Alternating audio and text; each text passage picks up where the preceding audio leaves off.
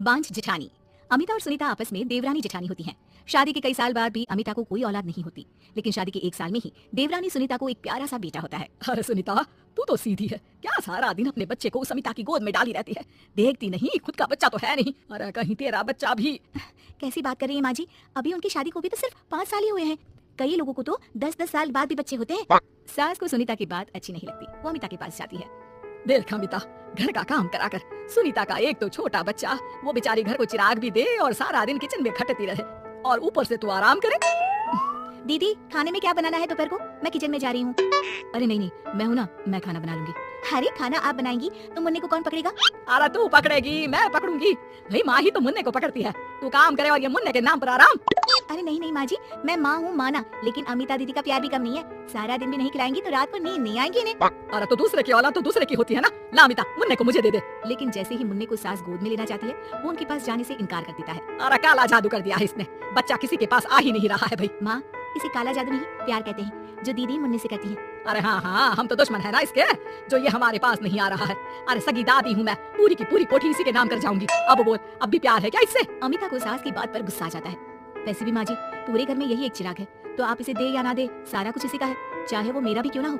हाँ, अभी तो बड़ी जबान चल रही है, लेकिन जब घर पूरा इसके नाम होगा ना तब पता चलेगा। अमिता और सुनीता दोनों ही मिलजुल कर रहती थी, इसलिए सास की बात का दोनों को ही बुरा न लगता। मिलजुल कर काम करती और हंस खेल कर रहती।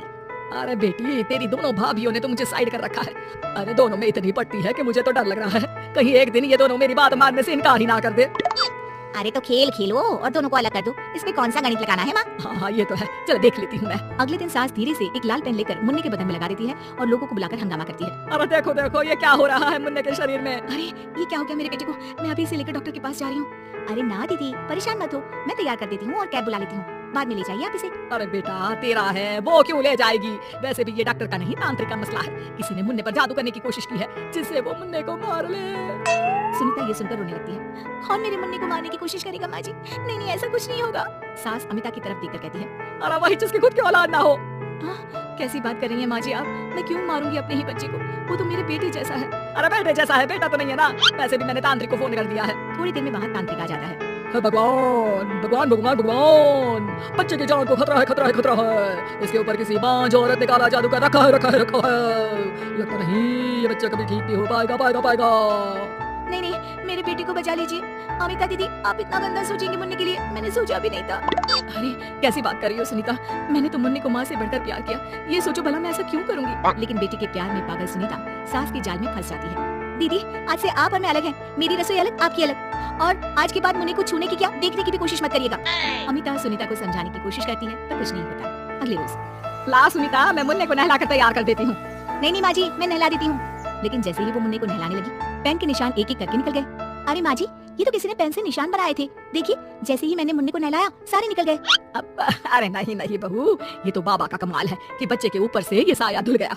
लेकिन ये क्या माँ जी, मुन्ना तो रोया ही जा रहा है, न खा रहा है, न दूध पी रहा है, बस चाची चाची कर रहा है। अरे इतनी जल्दी उसका भूत नहीं उतरेगा इसके सर से, मार मार कर खिला। जी माँ जी, लेकिन सुनीता का बेटा, जिसे अमिता से बेहद प्यार था, वो उसके पास जाने की जिद में न खा रहा था, न पी रहा था। उसकी हालत बिगड़ती ही जा रही थी। हार कर एक दिन, माँ दीदी दिखाई नहीं दे रही है, क्या वो मायके चली गई है क्या? अरे क्या पता कहाँ गई, रुक बड़कू से पूछती हूँ। अमिता कहाँ है? माँ जल्दी पता करिए ना, दीदी कहाँ है? मुन्ने की हालत दीदी के लिए खराब होती जा रही है। सुनीता मुन्ने को लेकर नीचे अमिता के पास जाती है। अमिता बिस्तर पर पड़ी होती है, वो कमजोर सी दिखती है। बड़ी आराम से सो रही हैं आप, या मुन्ने की तबीयत खराब हो रही है? वो जैसे ही अमिता को छूती है, अरे दीदी ये क्या हो गया?